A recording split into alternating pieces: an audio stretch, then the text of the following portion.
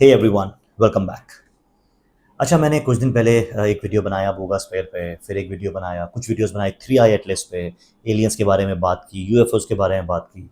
तो इस दौरान ना बहुत लोगों ने फेसबुक पे, इंस्टाग्राम पे मुझे कमेंट्स किए और कहा कि ये सब वीडियोस फेक हैं, एआई जनरेटेड वीडियोस हैं, एलियंस वेलियंस कुछ नहीं होते, ब्ला ब्ला। बहुत सारे लोगों ने अलग अलग तरीके से मुझे कमेंट्स किया। तो मेरे दिमाग में एक थॉट आया। मैंने सोचा चलो यार, आज एक वीडियो, एक एपिसोड बनाया जाए जिसमें मैं आपको दिखाऊंगा वो एलियन यूएफओ वीडियोस जो उस टाइम पे लिए गए थे जब एआई का नामो निशान नहीं था। यकीन मानिए, ऐसे ढेर सारे वीडियोस अवेलेबल हैं और ऑथेंटिकेटेड हैं। ये फेकली क्रिएटेड वीडियोस नहीं हैं। तो चलिए शुरुआत करते हैं 2004 से। 2004 तब एआई का मतलब सिर्फ आई होता था, जिसे मराठी में माँ बोलते हैं। इसके अलावा एआई का और कोई मतलब नहीं था। तो कीपिंग जोक्स अपार्ट, 2004 में यूएस में कैलिफोर्निया की कोस्ट लाइन पे, समुंदर के पास, यूएस एयरफोर्स के कुछ पायलट्स अपनी रेगुलर एक्सरसाइज कर रहे थे, अपने फाइटर प्लेन्स उड़ा रहे थे। उनकी रेगुलर एक्सरसाइज में होता है। तो उस दौरान एक एयरफोर्स पायलट ने ये फुटेज कैप्चर किया। ये जो आपको बीच में दिख रहा है, ये बेसिकली एक यूएफओ है जो अचानक से उस पायलट के सामने आई और वो शॉक्ड हो गया कि ये क्या चीज़ है, क्योंकि ये आइडेंटिफाई नहीं कर पा रहे थे वो लोग as one of their own aircrafts. ये फुटेज है 2004 का। अच्छा, ये ऑथेंटिक फुटेज है क्योंकि ये खुद रिलीज किया है पेंटागन ने। अब ये रिलीज कब किया मैं आपको आगे बताता हूं। इसके बाद भी कई और ऐसी साइटिंग्स हुई, लेकिन फॉर सम रीजंस वो रिलीज नहीं की गई ऑफिशियली। खैर, अब इसके बाद जो नेक्स्ट बड़ी साइटिंग थी वो हुई 2015 में। 2015 में कुछ एयरफोर्स के पायलट्स F-18, जो उनका एयरक्राफ्ट है, फाइटर जेट है, वो उड़ा रहे थे और सडनली आप ये नोटिस कीजिए, उनको ये दिखाई देता है। My gosh. They're all going against the wind. The wind's 120 knots from the west. Look at that thing, dude. आपको उनकी आवाज से ये तो क्लियर हो गया होगा कि वो खुद कितने सरप्राइज्ड हैं कि ये उन्होंने क्या कैप्चर कर लिया। काफी देर तक आप देख रहे हैं ये चीज पहले सीधी चल रही है, फिर टिल्ट हो रही है, फिर सीधी हो रही है। ये कुछ देर तक चलता रहा और फिर कुछ ऐसा हुआ जिसको देख के वो पायलट हैरान रह गया। ये उसके अपने वर्ड्स हैं कि वो जो भी चीज़ थी वो पहले सी लेवल पे गई, मतलब समुद्र के लेवल पे गई, और वहां से लगभग 12,000 फुट ऊपर उड़ी विद इन 2 सेकेंड्स। 2 सेकेंड्स के अंदर 12,000 फुट उसने हाइट ली और फिर गायब हो गई। The ability to hover over the water and then start a vertical climb from basically zero up towards about 12,000 feet and then accelerate in less than 2 seconds and disappear is something I had never seen in my life. कोई भी human made aircraft आज तक ये speed attain नहीं कर पाया है कि वो 12,000 फुट 2 सेकंड में अचीव कर ले। जब ये साइटिंग्स और बढ़ने लगी तो 2017 में फाइनली पेंटागन ने ये फुटेजेस रिलीज की और ये बात मानी पहली बार कि यस, उनके पायलट्स को ऐसे यूएफओस अक्सर दिखते रहे हैं और ये मैक्सिमम साइटिंग्स होती है समुंदर के ऊपर। अच्छा, इसके बाद जो मेजर साइटिंग्स हुई वो हुई 2019 में। मार्च 2019 में एक एयरक्राफ्ट ने, एक फाइटर जेट ने ये फुटेज कैप्चर किया। ये स्टिल इमेज आप देखिए, इसमें जो आप ये ऑब्जेक्ट देख रहे हैं ये बेसिकली जो बूगास्फेयर आजकल है उसी के साइज का एक यूएफओ है जो पानी के लेवल पे है।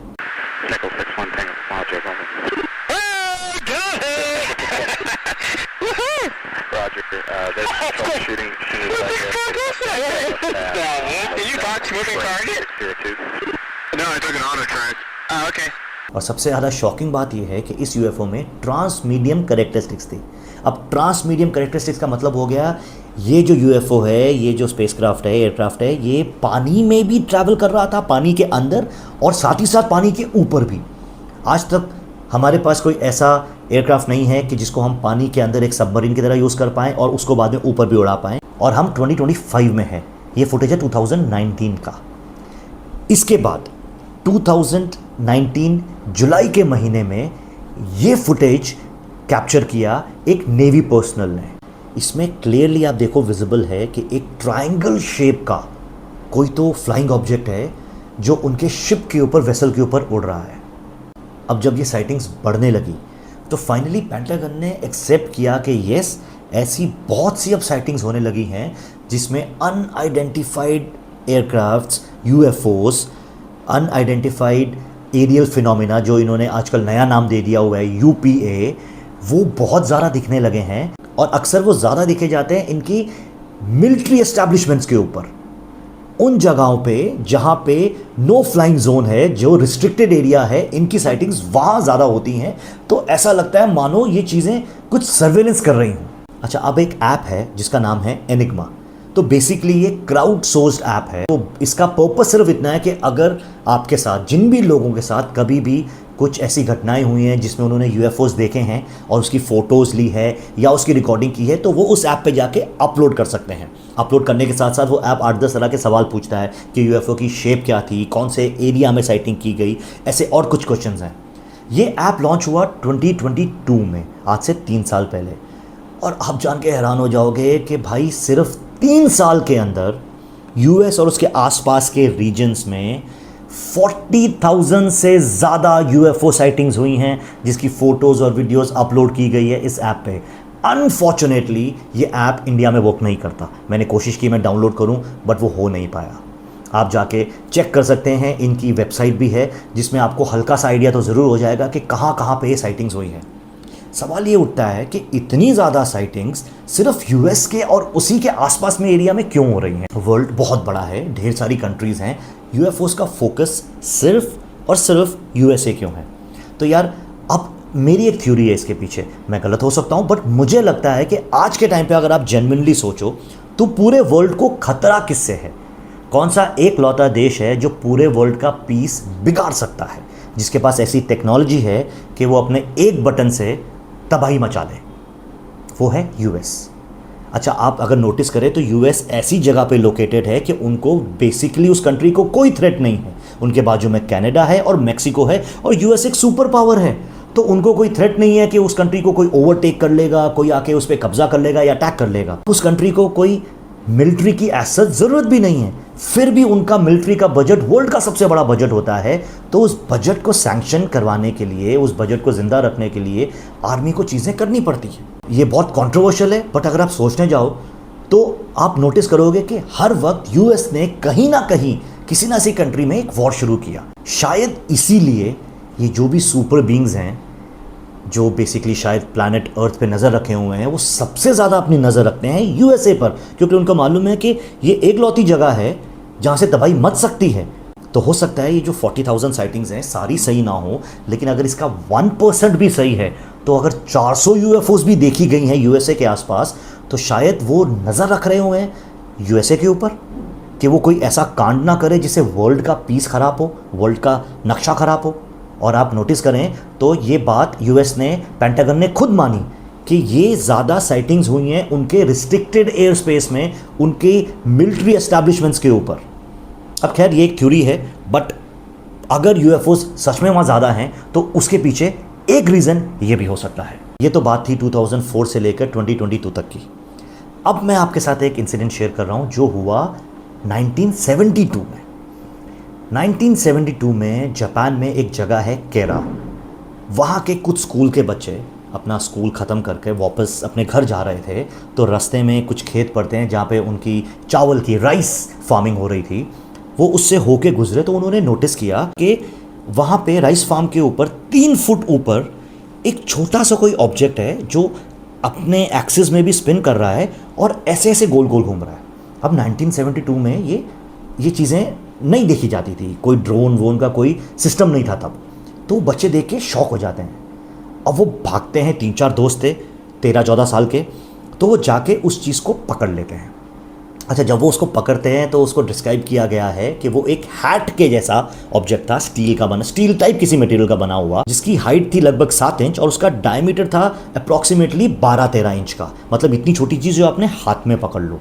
और उसके नीचे उन्होंने डिस्क्राइब किया कि कुछ होल्स थे, कुछ कार्विंग्स थी और साथ में कुछ होल्स थे।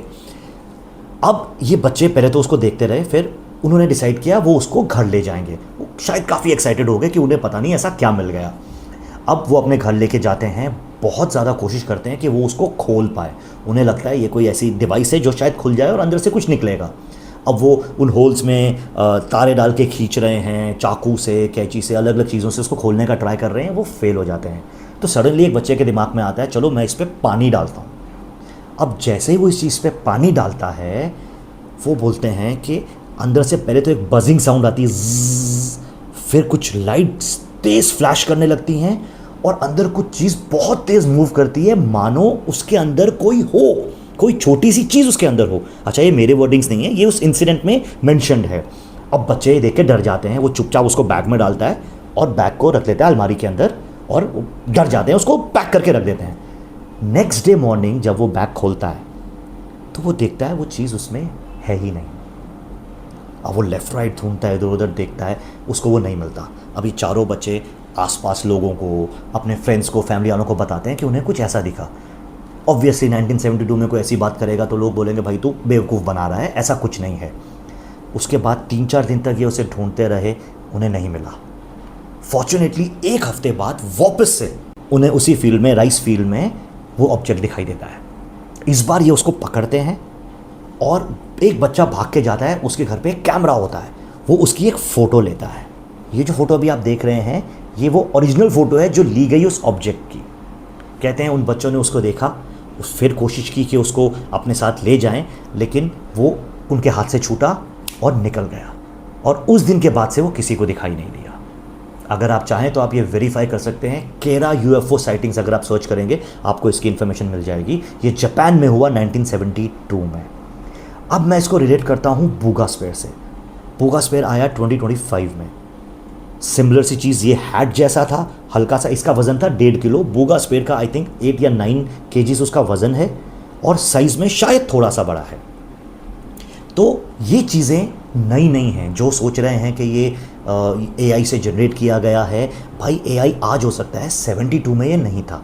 उन स्टोरी को बहुत इंपॉर्टेंस इसलिए भी दी गई क्योंकि कहते हैं 30-40 साल बाद भी उन बच्चों से जब उस स्टोरी के बारे में पूछा गया तो उन्होंने एग्जैक्ट नरेट किया जैसे पहले किया, क्योंकि झूठी स्टोरीज़ में अक्सर लोग भूल जाते हैं, अक्सर इधर उधर बोल देते हैं। लेकिन वो चारों बच्चे जब वो एडल्ट्स हो गए, बड़े हो गए, वो अपनी स्टोरी पे, मतलब वो मेंटेन्ड रहे अपनी उस स्क्रिप्ट पे, अब जो उन्होंने देखा, जो उन्होंने बोला।